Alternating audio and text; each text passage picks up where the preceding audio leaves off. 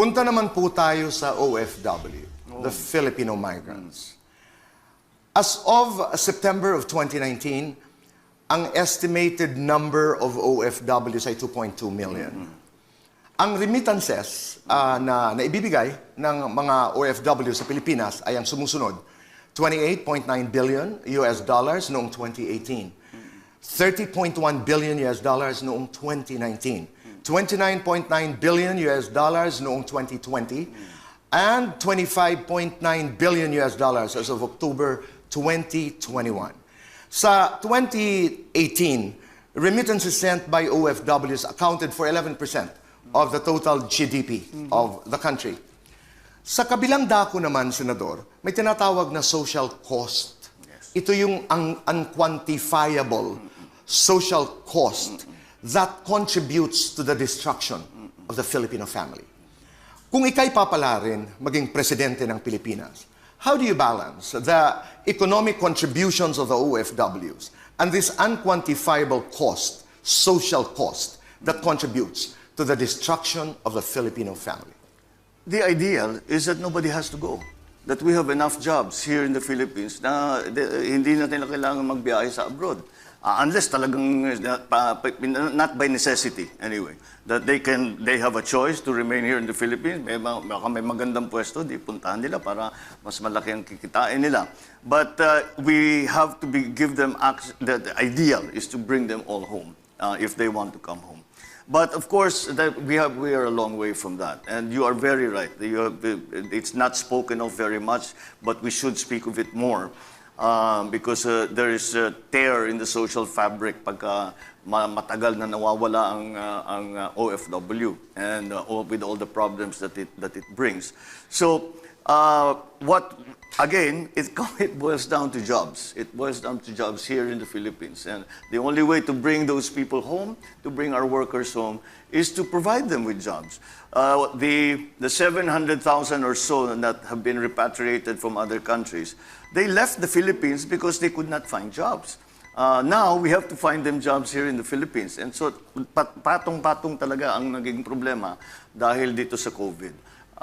The original concept of OFWs was in the early 70s, after the oil crisis, when the Middle Eastern countries suddenly found themselves loaded down with plenty of cash because tinaas nila ang presyo ng langis.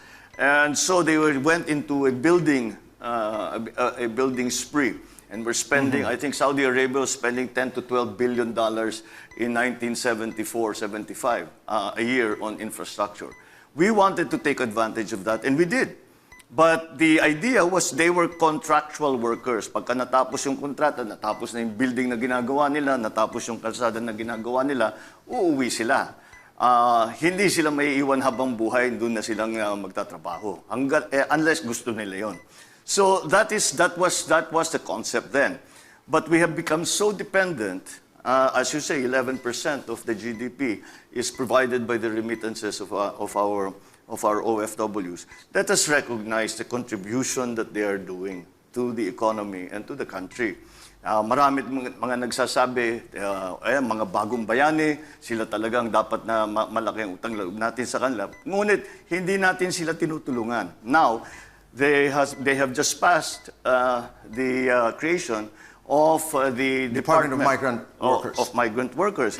I think that is an excellent solution. Because pagka nagkakaproblema ang ating OFW, ang DFA ang pinupuntahan, Foreign Affairs, ang embassy ang pinupuntahan. Ang embassy, walang budget yan para kumuha ng abogado, para iuwi yung namatay, o para whatever the problems they might have. This department will take care of that. They kumukuha na lang sila kung saan-saan.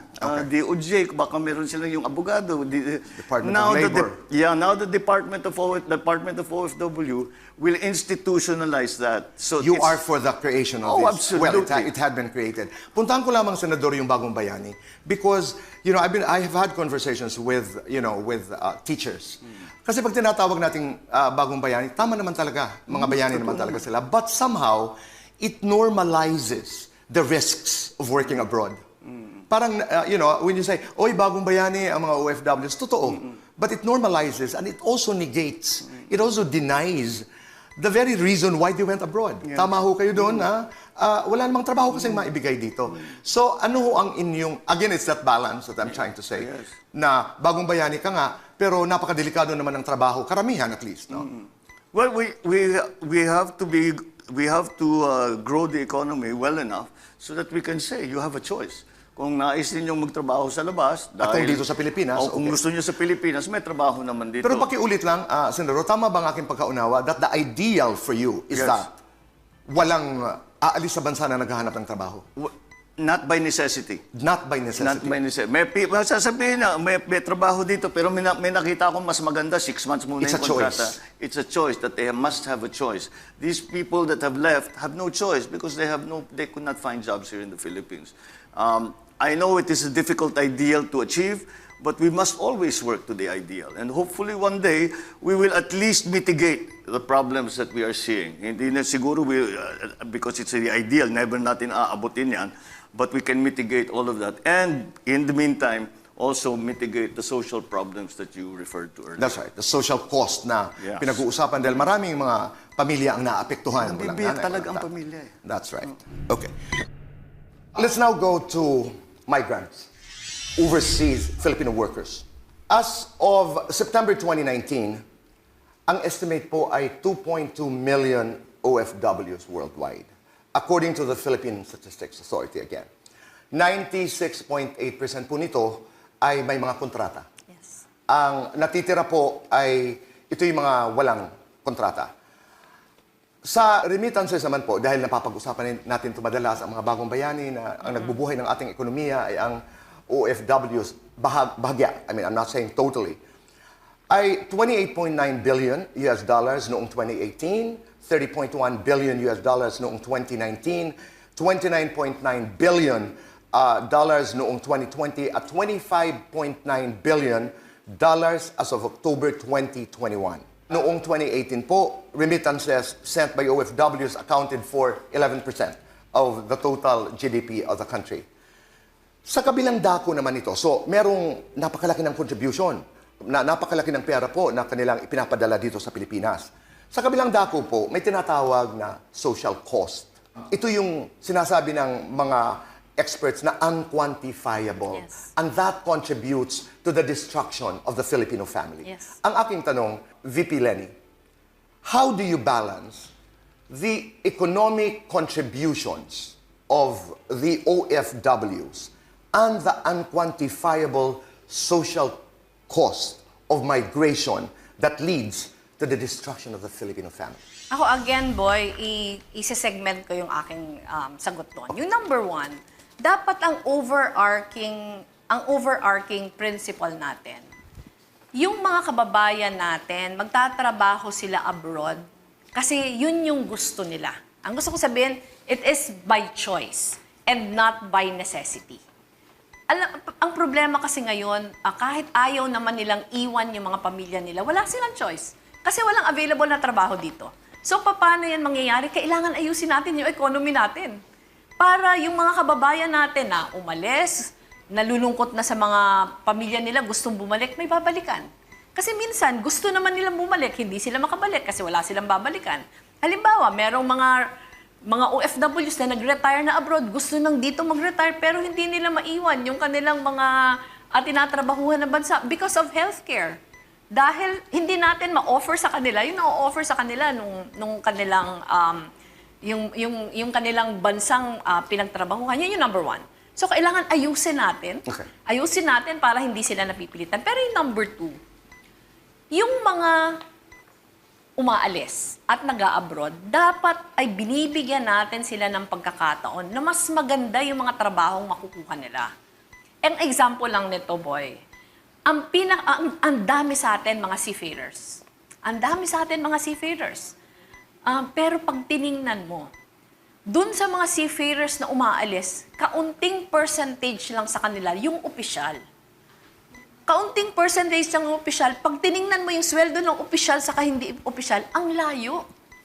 So, pero ang gobyerno, meron siyang capacity na mag-provide ng programa para yung mga nag-aambisyon maging seafarers abroad, pupunta sila Merong cadetship program para pwede silang maging opisyal.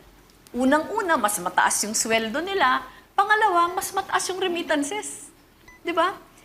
Pareho din yan, yung mga domestic workers, yung mga ibang mga nagtatrabaho na paminsan pupunta doon, underemployed.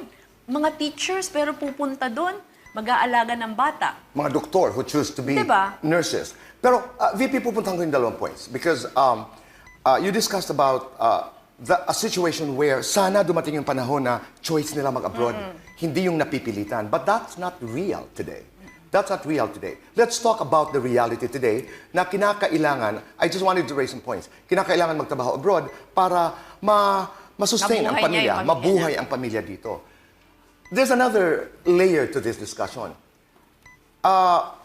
For lack of a better term, we also have dramatized, the OFWs. And I don't mean to demean the contributions of the OFWs. Na para bagang bagong bayani, which denies, the fact that they are there, hirap na hirap ang sitwasyon, etc. So, my question is, okay, let's be real.